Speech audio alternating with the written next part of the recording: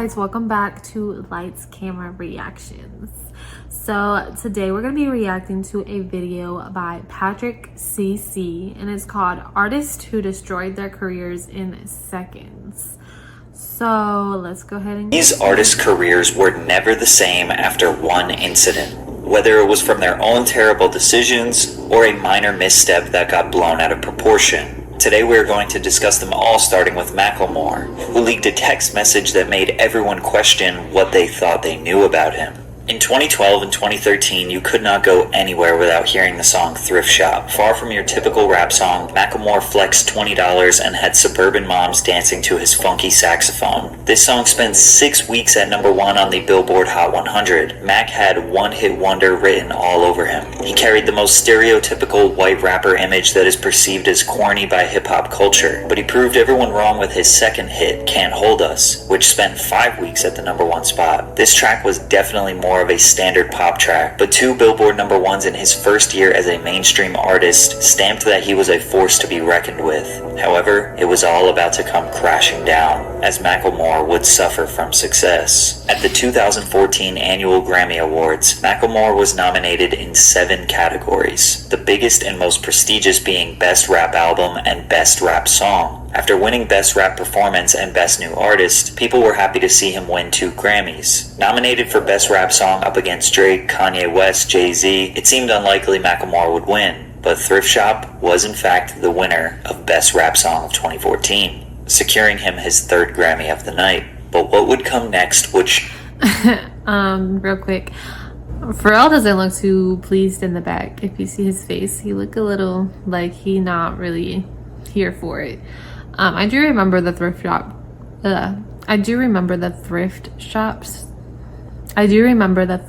song, and it was really good, but I don't remember this man at all. I do remember that song, but I don't remember him. But let's find out why we don't remember who he is.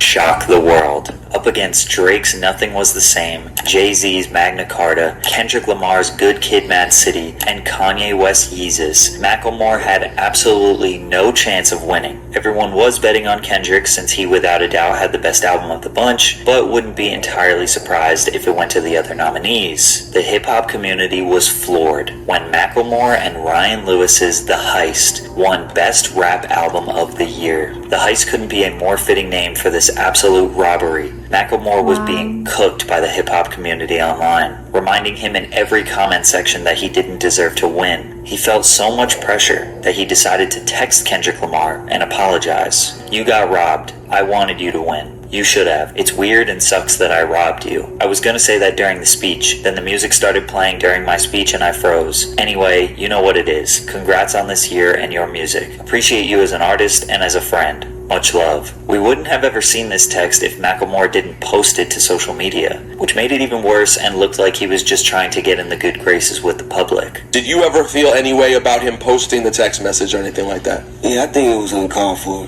to be 100 with you. When he sent it to me, I was like, okay, you know, I could see him feeling that type of way because he's a good dude.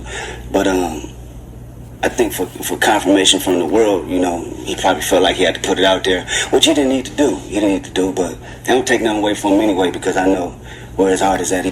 I agree. I feel like posting the text message just kind of makes it seem ungenuine. Not saying that it was, but I feel like posting it for everybody else to see makes it very ungenuine. Like, you could have maybe just made a general post about how you felt without attaching the text message that you sent to Kendrick. But that's just my opinion. Be cool. Despite Kendrick being cordial and saying that Macklemore meant well, hip-hop fans could never truly accept Macklemore as a part of the culture. They thought he was disingenuous, and they didn't really like his music in the first place, so this was an easy excuse to forget about him. He stepped out of the limelight, and many people suggest his music was never as ambitious ever again. He felt guilt, and that guilt ate him alive. His 2016 album, This Unruly Mess I Made, sold just 61,000 copies in the first week. Him and Ryan Lewis split up shortly after, and Mac released another solo album, Gemini, that did decent amongst his fan base, but ultimately he hasn't had any major mainstream success in almost a decade. But unlike Macklemore, DaBaby refused to apologize to anyone, which is leading to one of the dumbest downfalls of all time. Baby exploded onto the mainstream rap scene in 2019 with his hit song Suge, which peaked at number 7 on the Billboard Hot 100. In a world of repetitive melodic trap, DaBaby felt fresh and exciting, providing us with bouncy and fun bangers. He dominated for the next 2 years, constantly having multiple singles on the Billboard Hot 100, and he was in regular rotation on the radio. His track Rockstar with Roddy Ricch was the number 1 song for 7 weeks straight, a very tough thing to do as a hip-hop artist. But DaBaby was always known for having a bold personality. He was the type to say whatever he wanted, and if you had a problem, he was more than willing to handle it. He even killed a guy in Walmart. Don't worry, it was self-defense. Well, in July of 2021, on the stage of Rolling Loud, his loose lips got him in major trouble. Maybe some that he can't recover from. You didn't show up today with HIV, AIDS, any of them deadly sexually transmitted diseases that'll make you die 2-3 weeks. Put a cell phone light in up. Lady, if your pussy smell like water, put a cell phone light in up. Fellas, lights up. Fellas, if you ain't sucking nigga in the parking lot, put your cell phone lights up. Completely unprovoked and for no reason at all, DaBaby was thinking about gay men and what they do in their free time while he was on stage performing. He referred to people with AIDS as dirty and will likely die soon from the illness. Both statements are categorically and factually untrue. The clip was shared onto the internet and sent millions of people into an uproar. DaBaby addressed this on his Instagram and clarified his message. I wasn't going on no rant. That's called a call to action. That's what that's called, because I'm a live performer. I'm the best live performer. I'm the live show killer. You interact with your fans. You get what I'm saying? Look, all the lights went up, gay, straight. You want to know why? Because even my gay fans don't got fucking AIDS, stupid ass niggas. Him doubling down on his comments made everything way worse, as he clearly was very uneducated on the AIDS disease and the unfair stigmas that come with it. And although he eventually issued an apology addressing the LGBTQ community, he had made countless contradictory statements after. He tried to profit off the controversy in music videos and even kind of redacted his own apology. If I say what I say to get people to raise their cell phones and it's misinterpreted by people who watch a 5-second clip at home, you're not supposed to understand what's going on. You couldn't raise your cell phone if you wanted to, so you ain't supposed to be able to digest a clip, you know what I'm saying, a clip that has been altered and shortened with a narrative to go along with it, with enough people driving it, it's going to do what it do. From here, he got kicked off every major festival in 2021 that he was supposed to perform at, and even when he did perform, he was booed and had garbage thrown at him. A-list celebrities and fellow collaborators condemned him, but the controversy continued. He got into fights, tormented and broke down the mother of his child on Instagram, tried to kiss one of his fans without consent. DaBaby was not trying to save face. He just kept saying, "I'm sorry for being me." His ticket sales plummeted, which resorted to him offering buy one get one free deals to fill out the venues. One report alleged that he only sold 500 tickets to a venue that holds 14,000 people, and he claims to have lost $30 million because of the controversy. Like what were the a week or two after, $30 million that I would have had before the ball dropped 2021. So this happened rolling out with July. I had $30 million worth of shows on the schedule before December 31st. All he had to say was, put your hands in the air if you just don't care, and all of this could have been avoided. But if you think what DaBaby said was bad, you'll be horrified by what CeeLo Green said in a series of questions. So, I live in Charlotte, so DaBaby is pretty big here. I think I kind of fell off of him when he did all that to DaniLeigh. And it just kind of showed his true colors. I don't remember the concert thing, but I didn't really watch him like that either. I do enjoy his music, I'm not gonna lie. I do think a lot of it sounds the same, like he has the same flow on every song for the most part. But I do think he's very conceited from what I've seen, how I saw him treat DaniLeigh, how I saw how he treated even the mother of his other children in videos. I feel like he's very conceited. He's probably a narcissist. He's very full of himself, and I don't feel like he takes any true accountability because I don't feel like he really ever had to. But that's just my opinion on him. Let's see about CeeLo Green. Now, I used to love CeeLo Green. I didn't know that he did anything crazy. I used to love watching him on, what was it, The Voice? Yes, I think that's what it was. I liked his music and everything, so I didn't know he said anything crazy. Let's find out why he's been canceled. Questionable tweets. If you don't remember the name CeeLo Green or his previous duo Gnarls Barkley, you definitely remember his two most iconic songs, Crazy and Forget You. Crazy peaked at number 2 on the Billboard Hot 100 and spent 29 weeks on the chart. Forget You, which he released solo 4 years later, also went number 2 on the Hot 100 after spending almost a full year on the charts. CeeLo had a very unique voice and was undeniably talented. He pretty much only gave us 2 hits, but was an ever-present pop culture figure throughout the early 2010s. Whether he was hosting an award show, his own reality show, voice acting, or being a judge on The Voice, CeeLo was loved and appreciated, until some shocking allegations arose. CeeLo was accused by a 33-year-old woman he dined with at a downtown Los Angeles sushi restaurant of placing ecstasy, also known as MDMA or Molly, in her drink. The woman later told Los Angeles police detectives she woke up naked in bed in her hotel room with Green. CeeLo allegedly admitted to law enforcement that he took ecstasy, but denied drugging the woman's drink or committing sexual assault. CeeLo's sexual assault charges were dropped after prosecutors concluded there wasn't enough evidence to take that accusation to court, but he was found guilty on drug charges, which landed him 3 years probation.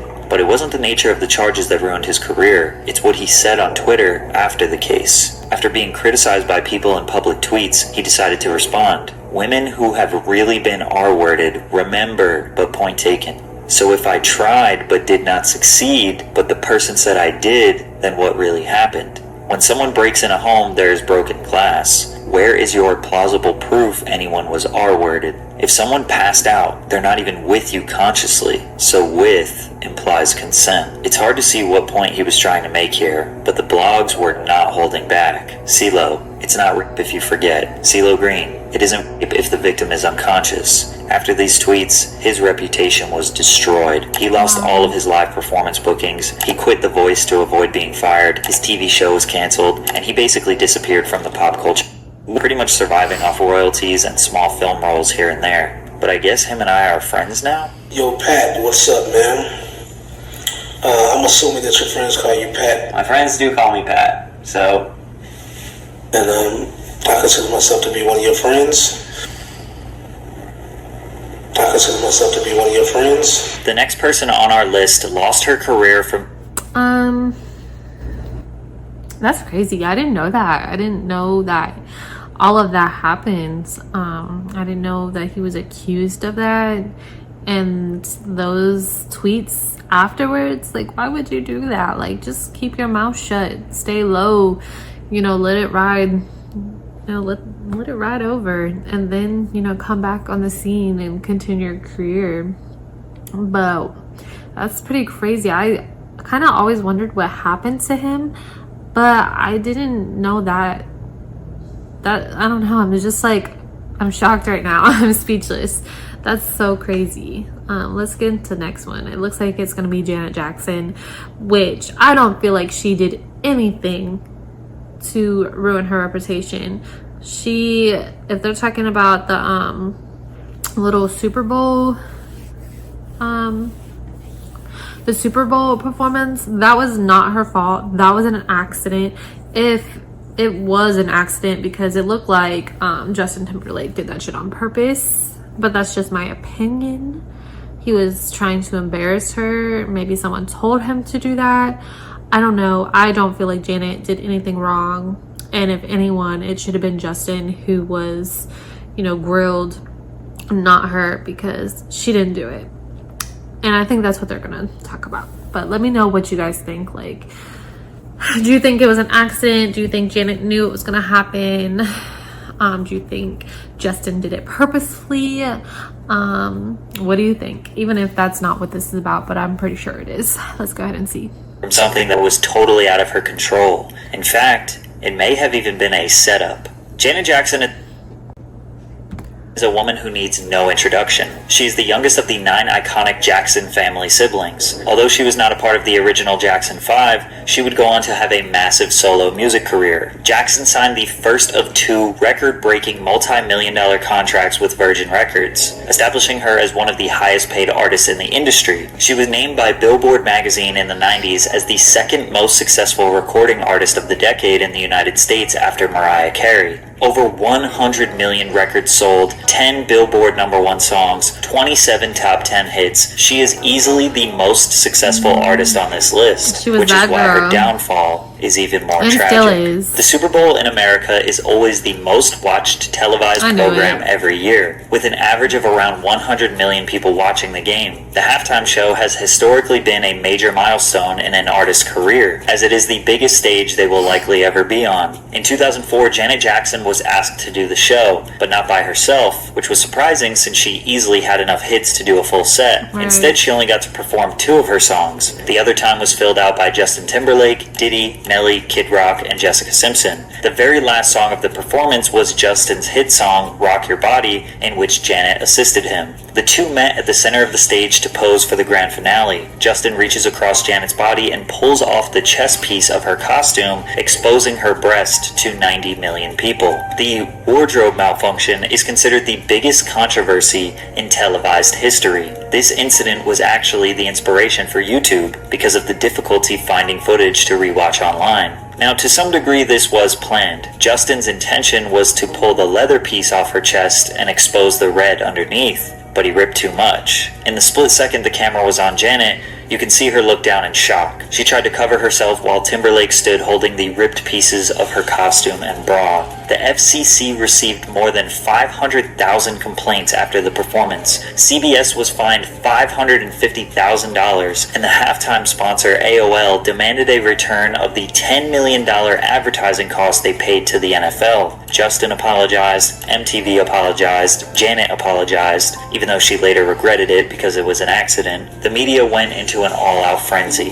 The FCC investigated the halftime show to see if this was a planned media stunt meant to shock the world, citing that because she was wearing a nipple covering, that was evidence this was all set up. Class action lawsuits were filed against Janet by random citizens, claiming that her sexually explicit performance deserved maximum punitive damages. Every talk show host in the nation dragged her. Viacom had to pay out $3.5 million to settle various indecency complaints, so they went and banned all radio and TV stations that they owned from playing any of Janet Jackson's music. Wow. Janet was blackballed from the music industry over an accident, and Justin was not punished at all, even though it was definitely his fault. There is no doubt her punishment was unfair and likely due to her gender and race. Her career after that wasn't totally dismantled. She did have a #1 album, a Grammy nomination, some light Billboard presence, but this incident lingered like a dark cloud over her head for many years, and slowly she faded out of the mainstream. I am one of those women who have been gagged, both literally and emotionally, women who have been abused, women who have been intimidated, women who have lived in fear. I stand with you. You are my sisters. However, today, most people can all agree that this was just an overreaction, and she is still highly regarded as one of the most iconic pop stars of all time. Overreacting to small mistakes seemed to be common in the early 2000s, because this next artist's career was Yes. Like, she is still that girl. She always has been. I feel like Hollywood did that to her on purpose. Because he even said that she had a cover on top of her, nipples. So they obviously didn't see anything. And I mean, how now girls are wearing nothing. Well, these women are wearing barely anything when they perform. So come on now, like, why would that be something that ruined her career?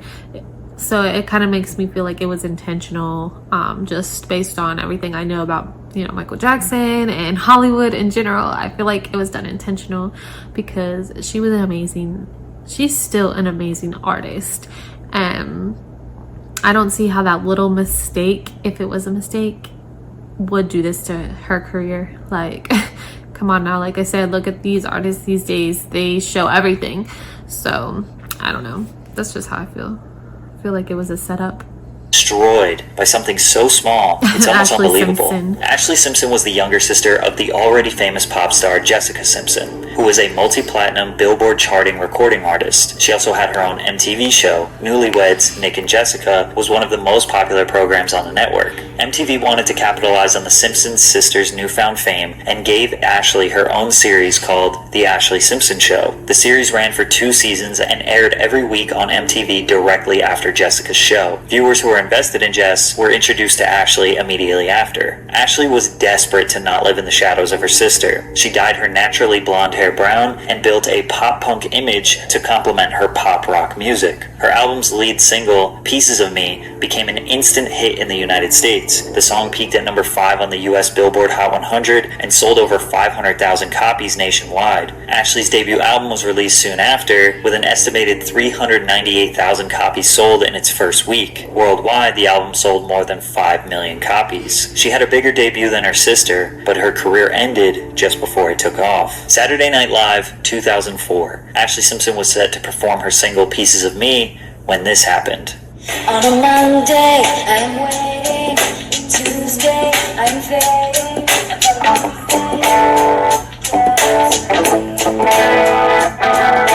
You might be kind of confused as to what happened. Basically, the backing vocals started playing before Ashley expected them, as it was her intention to lip-sync her performance, but instead of trying to catch up to the song, she stood there in a panic, then hit this extremely awkward jig dance twice, before ultimately exiting the stage without saying anything. The show cut to commercial, and when it came back, she blamed her band. Ladies and gentlemen, what can I say? Live TV. Exactly. I feel so bad. My band started playing the wrong song, and I know it's you, so I better do a hoedown.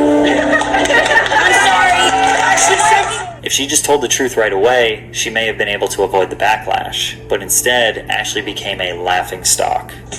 On a Monday, you saw me. On Tuesday, you called me. On Wednesday.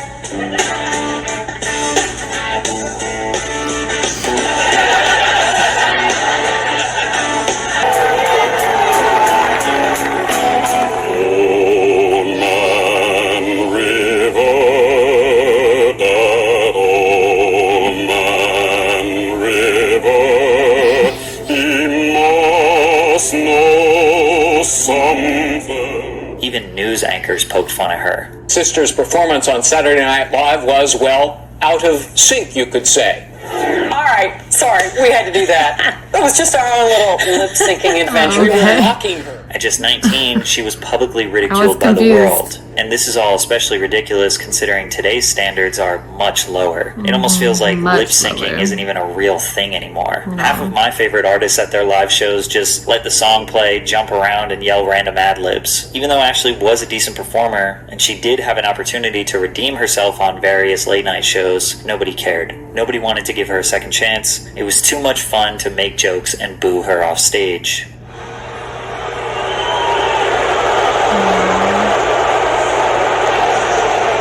She did have a moderate comeback with her single Boyfriend in 2005, and her second album eventually selling 3 million copies worldwide, but she had already seen the peak of her music career, and as it slowly dwindled away, she maintained her relevance in the 2010s through relationships, various television projects, and her own social media. But the last person on our list has the most unexpected, shocking, I do remember Ashley Simpson. I remember that song too. I did like it.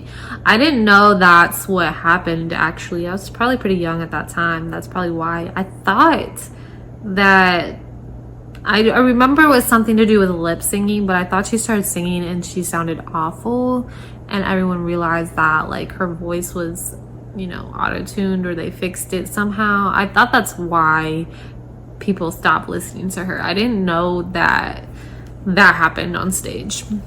But that's pretty crazy that people would cancel her just because the music started before her and then she did a silly dance. I don't know. I feel like that's a little petty as well. But I don't know. Things were a lot different back then than it is now. So let's check this next one. I don't feel like I know who this is, but let's see. and horrifying incidents that landed them in prison. In 2015, the world was dancing to Silent-O's hit song, Watch Me. The song paired with the massive viral dance, The Whip and the Nae Nae. all of social media was flooded with videos of people doing the dance. With Vine and Instagram peaking in popularity, Silento laid the foundation for what would become extremely normal on TikTok many years later. He performed at award shows, on Nickelodeon, every talk show in America. The virality got the single to number 3 on the Billboard Hot 100, as well as 1.8 billion views on YouTube. Today, the record is 6 times platinum. Wow. Unfortunately, hip-hop dance tracks have a history of being impossible to outdo, because for every one that becomes culturally iconic, there are hundreds of cheesy failed attempts to recreate the moment. Silento waited 3 years to drop his album Fresh Outta High School, which failed to generate any buzz, and his second album went almost totally unnoticed. But before you could fully count him out, he made a decision that officially ended his career. On January 21st, 2021, the 23-year-old rapper was arrested for the murder of his cousin, 34-year-old Frederick Rooks, after a shooting in DeKalb County, Georgia.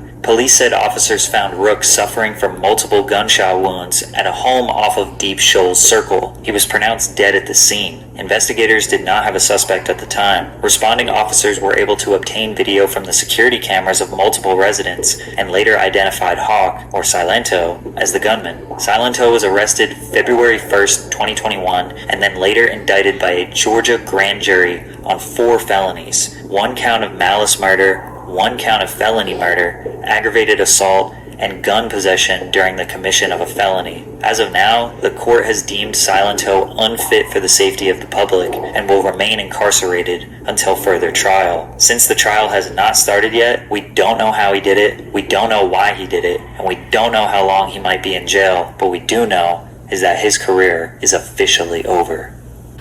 So I don't know, that was crazy. I didn't know that. I didn't know that happened.